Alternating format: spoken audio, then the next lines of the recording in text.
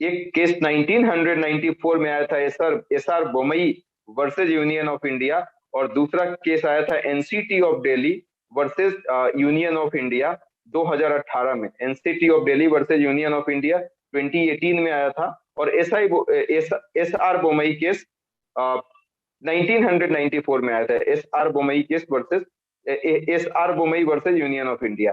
इन दोनों में supreme court ने बहुत साफ शब्दों में कहा था कि जरूरी है कि स्टेट को पावर दिया जाए।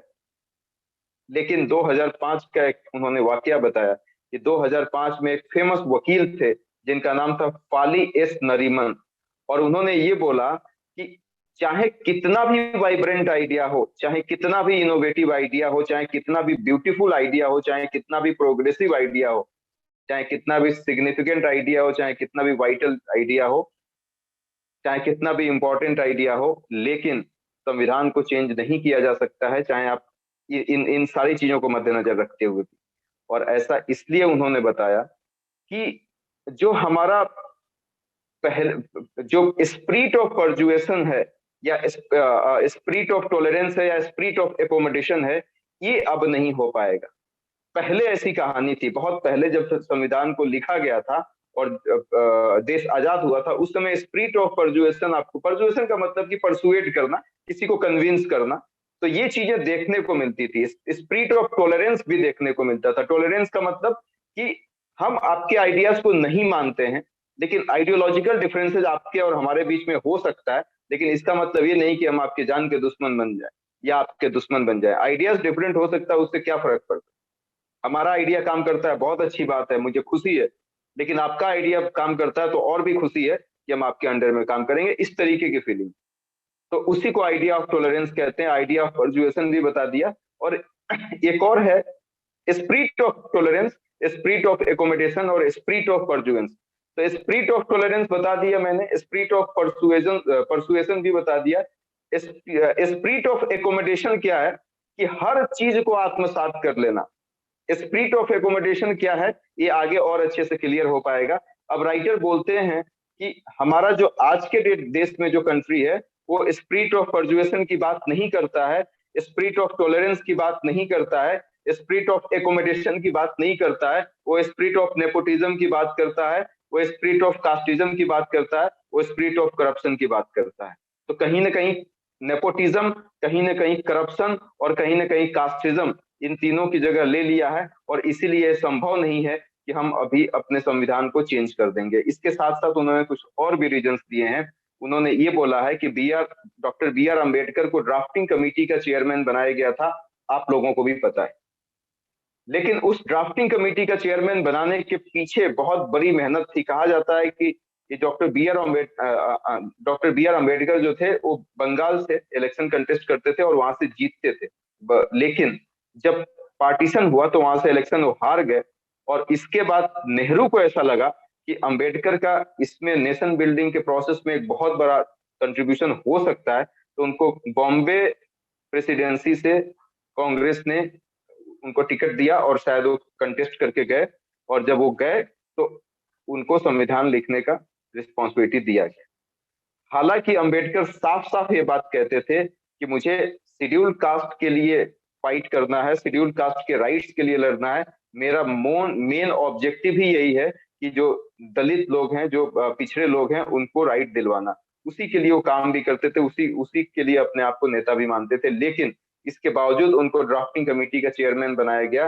ये बहुत बड़ी बात थी।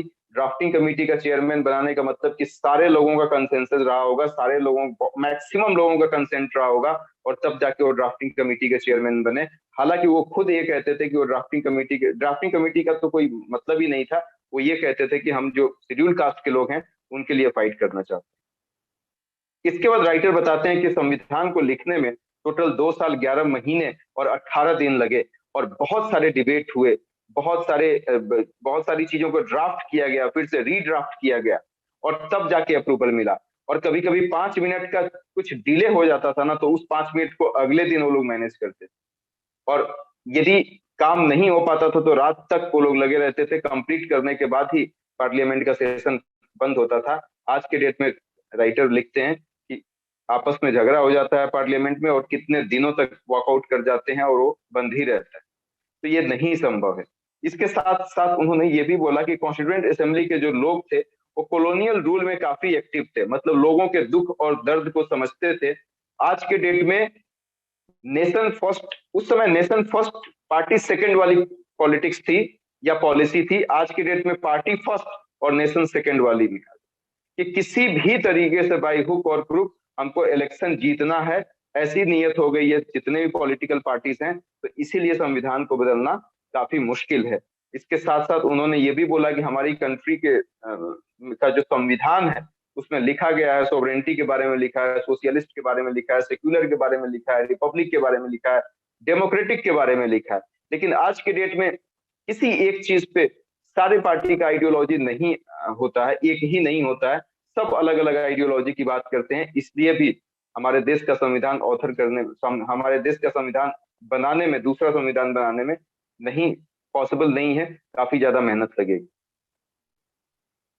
उन्होंने ये बोला कि कॉन्स्टिट्यूएंट असेंबली में जो लोग थे वो डायरेक्टली इलेक्टेड नहीं थे, डायरेक्टली इलेक्टेड बॉडी नहीं था, मैक्सिमम नहीं थे, लेकिन उसके बावजूद लोगों के अंदर अंदर एक ट्रस्ट ट्रस्ट था और वो आंसरेबल थे। लेकिन आज के डेट में जो लीडर हैं वो लीड तो करते ही हैं, इसके साथ साथ वो जज भी बन जाते हैं। बहुत खूबसूरत एग्जांपल दिया है उन्होंने। 1973 में 32nd कॉन्स्टिट्यूशन अमेंडमेंट एक्ट आया था जिसमें आर्टिकल 371 डी क्लॉज 5 की बात की गई है।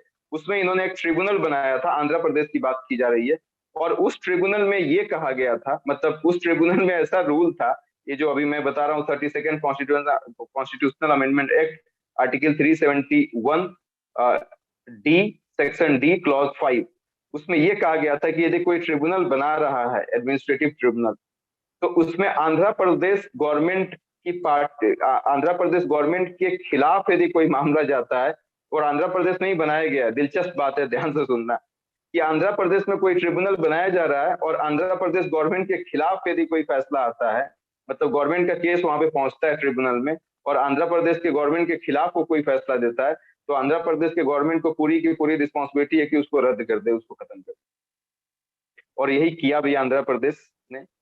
बाद में 1986 में इसको सुप्रीम कोर्ट ने नल एंड वाइड कर दिया। एक केस आया था T Samba Murthy versus state of Andhra Pradesh, और उसमें इसको नल एंड वाइड कर दिया क्योंकि जो ट्रिब्यूनल था उसने कुछ फैसला सुनाया, वो आंध्र प्रदेश सरकार की अगेंस्ट में था, उस आंध्र प्रदेश की सरकार ने उसको नल एंड वाइड कर दिया, खत्म कर दिया। हालांकि सुप्रीम कोर्ट ने ऐसा कर दिया, लेकिन ये तो एक एग्जाम्पल है, ऐसा राइटर बताते हैं, बोलते हैं कि ऐसा होगा नहीं, ये तो एक एग्जाम्पल है जो हमने समझ। उन्होंने लास्ट में ये लिखा है कि देश जब आजाद हुआ था तो आजाद होने से पहले 550 प्रिंसली स्टेट थे, तो उन सबको बहुत जुगाड़ करके सबको इकट्ठा किया गया, तो इसीलिए सेंटर को ज्यादा पावर दिया गया कि ये हमसे अलग नहीं हो जाए, हमारा एक यूनियन बना रहे, हम एक यूनाइटेड रहे। लेकिन अब इसी का एक बहुत बड़ा रोल ले लिया, धीरे धीरे सेंटर खूब स्ट्रांग होने लगा। तो राइटर ये कहते हैं कि संविधान को देखो चेंज करने से कुछ होगा नहीं। आर्टिकल 131 आपको मिला हुआ है जिसके तहत स्टेट और सेंटर में कभी कोई कॉन्फ्लिक्ट आता है तो आप सुप्रीम कोर्ट मूव कर सकते हैं। और जो के चंद्रशेखर राव बता रहे हैं, केसीआर बता रहे हैं कि संविधान को दूसरा संविधान लिखने की जरूरत है, ड्राफ्टिंग अ न्यू कॉन्स्टिट्यूशन, उनकी जानकारी के लिए राइटर बताना चाहते हैं कि 2013 में आंध्रा को बाइफर्केट किया गया था, दो पार्ट में डिवाइड किया गया था, आंध्र प्रदेश एंड तेलंगाना, और उसमें कहा गया है कि आंध्र प्रदेश की लेजिस्लेटिव असेंबली ने साफ साफ मना किया था। वो बहुत तमाशा हुआ था, यदि आप लोगों ने देखा होगा तो चंद्रबाबू नायडू आगे 3 दिन तक आंध्र भवन में बैठे थे दिल्ली में जमीन पे। तो चंद्रबाबू नायडू नहीं चाहते थे कि आंध्रा का डिवीजन हो, लेकिन के चंद्रशेखर राव रेड्डी, अब सुनना है इस बात को कि के चंद्रशेखर राव रेड्डी, केसीआर ये कह रहे हैं, अब उनका पूरा नाम क्या है, के चंद्रशेखर राव है, रेड्डी नहीं है शायद, केसीआर उनका नाम। तो उन्होंने ये कहा है कि दूसरा संविधान ड्राफ्ट करने की जरूरत है क्योंकि सेंटर के पास बहुत ज्यादा पावर, सेंटर पावर छीनते जा रही है स्टेट से। तो राइटर इस बात का ध्यान दिलाना चाहते हैं कि 2013 में जब आंध्रा को डिवाइड किया गया था तो उसमें आंध्र प्रदेश की लेजिस्लेटिव असेंबली ने ये कह दिया था कि हमको डिवीजन से कोई मतलब, डिवीजन नहीं होना चाहिए, बिल पास कर दिया था कि डिवीजन नहीं होना चाहिए। और इसके बावजूद पार्लियामेंट ने आर्टिकल 33 का हवाला देते हुए, आर्टिकल 3 का हवाला देते हुए उन्होंने बिल पास कर दिया और आंध्रा के 2 टुकड़े हो गए। और उस पूरे मूवमेंट में केसीआर ने बहुत बड़ी भूमिका निभाई थी। वो चाहते थे कि आंध्रा डिवाइड हो जाए, वो चाहेंगे क्योंकि मुख्यमंत्री बन गए तेलंगाना के। तो अभी आपको लग रहा है कि नया कॉन्स्टिट्यूशन आपको लिखना चाहिए या नया कॉन्स्टिट्यूशन होना चाहिए, उस समय भी तो कॉन्स्टिट्यूशन के अगेंस्ट चले गए थे ना। जब लेजिस्लेटिव असेंबली ने इस बात की गारंटी दे दी कि किसी भी हालत में आंध्रा का दो पार्ट नहीं होना चाहिए, बिल भी पास कर दिया गया, इसके बावजूद पार्लियामेंट ने आर्टिकल 3 को यूज करते हुए और आंध्रा को बाइफरकेट कर दिया, डिवाइड कर दिया। तो आर्टिकल यहीं पे खत्म होता है। और इसी में मतलब राइटर यही बताते हैं कि जरूरी ये नहीं है कि हम ये पॉसिबल भी नहीं कि ये जो क्या बोलते हैं हमारा संविधान है उसको हम ड्राफ्ट करें। इससे अच्छा ये होगा कि जो रीजनल पार्टी हैं उनको ज्यादा पावर दिया जाए, उनको ज्यादा ऑटोनॉमी दी जाए, उनको ज्यादा जिताया जाए, जिससे क्या होगा कि स्टेट के पास एक अपना पावर होगा और सेंटर के पास एक अपना पावर होगा। आर्टिकल यहीं पे खत्म होता है।